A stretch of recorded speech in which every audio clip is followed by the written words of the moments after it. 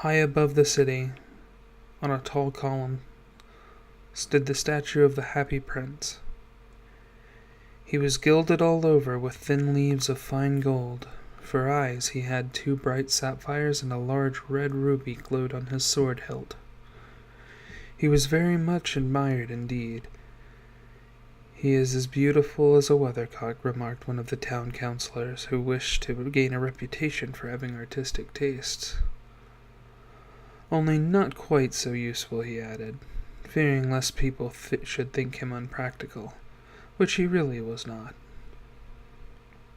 "Why can't you be like the Happy Prince?" asked a sensible mother of her little boy, who was crying for the moon. "The Happy Prince never dreams of crying for anything." "I'm glad there is someone in the world who is quite happy," muttered a disappointed man as he gazed at the wonderful statue. "He looks just like an angel," said the charity children as they came out of the cathedral in their bright scarlet cloaks and their clean white pinafores. "How do you know?" said the mathematical professor. "You've never seen one." "Ah, but we have in our dreams," answered the children, and the mathematical master frowned and looked very severe, for he did not approve of children dreaming. One night there flew over the city a little swallow. His friends had gone away to Egypt 6 weeks before, but he had stayed behind, for he was in love with the most beautiful reed. He had met her early in the spring as he was flying down the river after a big yellow moth, and had been so attracted by her slender waist that he had stopped to talk to her.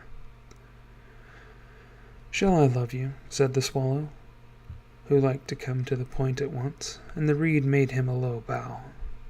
So he flew round and round her, touching the water with his wings and making silver ripples. This was his courtship, and it lasted all through the summer. "It is a ridiculous attachment," twittered the other swallows. "He has no money and far too many relations." And indeed the river was quite full of reeds. Then the autumn came, and they all flew away. After they had gone, he felt lonely, and began to tire of his lady love. "She has no conversation," he said, "and I am afraid that she is a coquette, for she is always flirting with the wind." And certainly whenever the wind blew, the reed made the most graceful curtsies. "I admit that she is domestic," he continued, "but I love traveling, and my wife, consequently, should love traveling also." "Will you come away with me?" he said finally to her. But the reed shook her head. She was so attached to her home. "You've been trifling with me," he cried. "I'm off to the pyramids. Goodbye." And he flew away. All day long he flew, and at night time he arrived at the city. "Where shall I put up?" he said.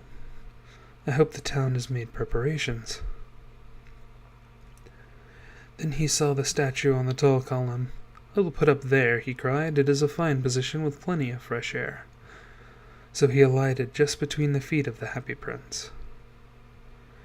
"I have a golden bedroom," he said softly to himself as he looked around, and he prepared to go to sleep. But just as he was putting his head under his wing, a large drop of water fell on him. "What a curious thing!" he cried. "There's not a single cloud in the sky, the stars are quite clear and bright, and yet it is raining. The climate in the north of Europe is really dreadful. The reed used to like the rain, but that was merely her selfishness." Then another drop fell. "What is the use of a statue if it cannot keep the rain off?" he said. "I must look for a good chimney pot," and he determined to fly away. But before he had opened his wings, a third drop fell, and he looked up and saw. Ah, what did he see? The eyes of the Happy Prince were filled with tears, and tears were running down his golden cheeks. His face was so beautiful in the moonlight that the little swallow was filled with pity. "Who are you?" he said. "I am the Happy Prince." "Why are you weeping, then?" asked the swallow. "You have quite drenched me." "When I was alive and had a human heart," answered the statue, "I did not know what tears were, for I lived in the palace of Sanssouci, where sorrow is not allowed to enter. In the daytime I played with my companions in the garden, and in the evening I led the dance in the great hall. Round the garden ran a very lofty wall, but I never cared to ask what lay beyond it. Everything about me was so beautiful. My courtiers called me the happy prince, and happy indeed I was, if pleasure be happiness. So I lived, and so I died, and now that I am dead, they have set me up here so high that I can see all the ugliness and all the misery of my city. And though my heart is made of lead, yet I cannot choose but weep. What, is he not solid gold? Said the swallow to himself. He was too polite to make any personal remarks out loud. Far away, continued the statue in a low musical voice, far away in a little street there is a poorhouse. One of the windows is open, and through it I can see a woman seated at a table. Her face is thin and worn, and she has coarse red hands, all pricked by the needle, for she is a seamstress. She is embroidering passion flowers on a satin gown for the loveliest of the Queen's maids of honor to wear at the next court ball. In a bed in the corner of the room her little boy is lying ill. He has a fever and is asking for oranges. His mother has nothing to give him but river water, so he is crying, "Swallow, swallow, little swallow, will you not bring her the ruby out of my sword hilt? My feet are fastened to this pedestal, and I cannot move." "I am waited for in Egypt," said the swallow. "My friends are flying up and down the Nile and talking to the large lotus flowers. Soon they will go to sleep in the tomb of the great king. The king is there himself in his painted coffin. He is wrapped in yellow linen and embalmed with spices. Round his neck is a chain of pale green jade, and his hands are withered like leaves." "Swallow, swallow, little swallow," said the prince, "will you not stay with me for one night and be my messenger? The boy is so thirsty, and the mother so sad." "I don't think I like boys," answered the swallow. "Last summer when I was staying on the river there were 2 rude boys, the miller's sons, who were always throwing stones at me. They never hit me, of course. We swallows fight far too well for that. And besides, I come of a family famous for its agility, but still, it was a mark of disrespect." But the happy prince looked so sad that the little swallow was sorry. "It is very cold here," he said, "but I will stay with you for one night and be your messenger." "Thank you, little swallow," said the prince. So the swallow picked out the great ruby from the prince's sword and flew away with it in his beak over the roofs of the town. He passed by the cathedral tower, where the white marble angels were sculptured. He passed by the palace and heard the sound of dancing. A beautiful girl came out on the balcony with her lover. "How wonderful the stars are," he said to her, "and how wonderful is the power of love." "I hope my dress will be ready in time for the state ball," she answered. "I have ordered passion flowers to be embroidered on it, but the seamstresses are so lazy." He passed over the river and saw the lanterns hanging to the masts of the ships. He passed over the ghetto and saw the old Jews bargaining with each other and weighing money in copper scales. At last he came to the poor house and looked in. The boy was tossing feverishly in his bed, and the mother had fallen asleep. She was so tired. In he hopped and laid the great ruby on the table beside the woman's thimble. Then he flew gently around the bed, fanning the boy's forehead with his wings. "How cool I feel," said the boy. "I must be getting better." And he sank into a delicious slumber. Then the swallow flew back to the happy prince and told him what he had done. "It is curious," he remarked, "but I feel quite warm now, although it is so cold." "That is because you've done a good action," said the prince, and the little swallow began to think, and then he fell asleep. Thinking always made him sleepy. When day broke, he flew down to the river and had a bath. "What a remarkable phenomenon," said the professor of ornithology as he was passing over the bridge. "A swallow in winter," and he wrote a long letter about it to the local newspaper. Everyone quoted it. It was full of so many words that they could not understand. "Tonight I go to Egypt," said the swallow, and he was in high spirits at the prospect. Visited all the public monuments and sat a long time on top of the church steeple. Wherever he went, The sparrows chirruped and said to each other, "What a distinguished stranger!" So he enjoyed himself very much. When the moon rose, he flew back to the Happy Prince. "Have you any commissions for Egypt?" he cried. "I'm just starting." "Swallow, swallow, little swallow," he said the prince. "Will you not stay with me one night longer?" "I'm waited for in Egypt," answered the swallow. "Tomorrow my friends will fly up to the second cataract. The river horse couches there among the bulrushes, and on a great granite throne sits the god Memnon. All night long he watches the stars, and when the morning star shines he utters one cry of joy, and then he is silent. At noon yellow lions come down to the water's edge to drink. They have eyes like green barrels, and their roar is louder than the roar of the cataract." "Swallow, swallow, little swallow," said the prince. "Far away across the city I see a young man in a garret. He is leaning over a desk covered with papers, and in the tumbler by his side there is a bunch of withered violets. His hair is brown and crisp, and his lips are red as a pomegranate. He has large and dreamy eyes. He is trying to finish a play for the director of the theatre, but he is too cold to write any more. There is no fire in the grate, and hunger has made him faint." "I will wait with you one night longer," said the swallow, who really had a good heart. "Shall I take him another ruby?" "Alas, I have no ruby now," said the prince. "My eyes are all that I have left. They are made of rare sapphires, which were brought here from India 1,000 years ago." Pluck out one of them and take it to him. He will sell it to the jeweler, and buy food and firewood, and finish his play." "Dear prince," said the swallow, "I cannot do that," and he began to weep.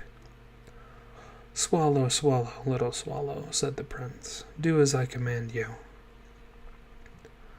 So the swallow plucked out the prince's eye and flew away to the student's garret. It was easy enough to get in, as there was a hole in the roof. Through this he darted and came into the room. The young man had his head buried in his hands, so he did not hear the flutter of the bird's wings. And when he looked up, he found a beautiful sapphire lying on the withered violets. "I'm beginning to be appreciated," he cried. "This is from some great admirer. Now I can finish my play," and he looked quite happy. The next day the swallow flew down to the harbor. He sat on a mast of a large vessel and watched the sailors hauling big chests out of the hold with ropes. "Heave ahoy," they said, as each chest came up. "I'm going to Egypt," cried the swallow, but nobody minded. And when the moon rose, he flew back to the Happy Prince. "I'm come to bid you good-bye," he cried. "Swallow, swallow, little swallow," said the prince. "Will you not stay with me one night longer?" "It is winter," answered the swallow, "and the chill snow will be here soon. In Egypt the sun is warm on the green palm trees, and the crocodiles lie in the mud and look lazily about them. My companions are building a nest in the temple of Baalbec, and the pink and white doves are watching them, cooing to each other. Dear prince, I must leave you, but I will never forget you, and next spring I will bring you back 2 beautiful jewels in place of those you have given away. The ruby shall be redder than a red rose, and the sapphire shall be as blue as the great sea." "In the square below there stands a little match girl," said the Happy Prince. "She has let her matches fall in the gutter, and they are all spoiled. Her father will beat her if she does not bring back some money, and she is crying. She has no shoes or stockings, and her little head is bare. Pluck out my other eye and give it to her, and her father will not beat her." "I will stay with you one night longer," said the swallow, "but I cannot pluck out your eye. You would be quite blind then." "Swallow, swallow, little swallow," said the prince. "Do as I command you." So he plucked out the prince's other eye and darted down with it. He swooped past the match girl and slipped the jewel into the palm of her hand. "What a lovely bit of glass!" cried the little girl, and she ran home laughing. Then the swallow came back to the prince. "You're blind now," he said, "so I will stay with you always." "No, little swallow," said the poor prince. "You must go away to Egypt." "I will stay with you always," said the swallow, and he slept at the prince's feet. Well, the next day he sat on the prince's shoulder and told him stories of what he had seen in strange lands. He told him of the red ibises, who stand in long rows on the banks of the Nile, and catch goldfish in their beaks, of the Sphinx, who is as old as the world itself and lives in the desert and knows everything, of the merchants who walk slowly by the side of their camels and carry amber beads in their hands, of the king of the mountains of the moon, who is as black as ebony and worships a large crystal, of the great green snake that sleeps in a palm tree and has 20 priests to feed it honey cakes, and of the pygmies who sail over a big lake on large flat leaves and are always at war with the butterflies. Dear little swallow, said the prince, you tell me of marvelous things, but more marvelous than anything is the suffering of men and women. There is no mystery so great as misery. Fly over my city, little swallow, and tell me what you see there. So the swallow flew over the great city and saw the rich making merry in their beautiful houses while beggars were sitting at the gates. He flew into dark lanes and saw the white faces of starving children looking listlessly at the black streets. Under the archway of a bridge, 2 little boys were lying in one another's arms to try and keep themselves warm. How hungry we are, they said. You must not lie here, shouted the watchman, and they wandered out into the rain. Then he flew back and told the prince what he had seen. I am covered with fine gold, said the prince. You must take it off, leaf by leaf, and give it to my poor. The living always think that gold can make them happy. Leaf after leaf of the fine gold the swallow picked off, till the happy prince looked quite dull and grey. Leaf after leaf of the fine gold he brought to the poor, and the children's faces grew rosier, and they laughed and played games in the street. We have bread now, they cried.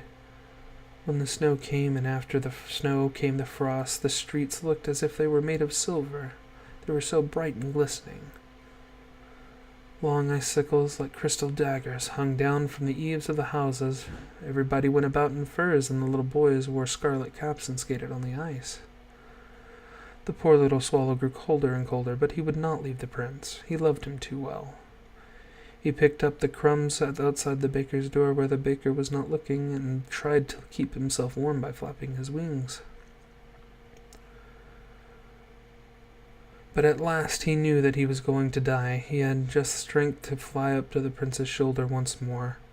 Goodbye, dear prince, he murmured. Will you let me kiss your hand? I'm glad that you're going to Egypt at last, little swallow, said the prince. You have stayed here too long, but you must kiss me on the lips, for I love you. It is not to Egypt that I'm going, said the swallow. I'm going to the house of death. Death is the brother of sleep, is he not? And he kissed the happy prince on the lips and fell down dead at his feet. At that moment a curious crack sounded inside the statue, as if something had broken. The fact is that the leaden heart had snapped right in two.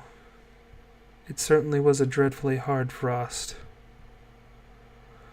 Early the next morning the mayor was walking in the square below in company with the town councillors. As they passed the column, he looked up at the statue. Dear me, how shabby the happy prince looks, he said. How shabby indeed, cried the town councillors, who always agreed with the mayor, and they went up to look at it. The ruby has fallen out of his sword, and his eyes are gone. He is golden no longer, said the mayor. In fact, he's little more than a beggar. Little better than a beggar, said the town councillors. And here is actually a dead bird at his feet, continued the mayor. We must really issue a proclamation that birds are not allowed to die here. And the town clerk made a note of that suggestion. So they pulled down the statue of the happy prince. As he is no longer beautiful, he is no longer useful, said the art professor at the university. Then they melted the statue in the furnace, and the mayor held a meeting of the corporation to decide what was to be done with the metal. We must have another statue, of course, he said. And it shall be a statue of myself. Of myself, said each of the town councillors, and they quarreled. When I last heard of them, they were quarreling still. What a strange thing, said the overseer of the workmen at the foundry. This broken lead heart will not melt in the furnace. We must throw it away.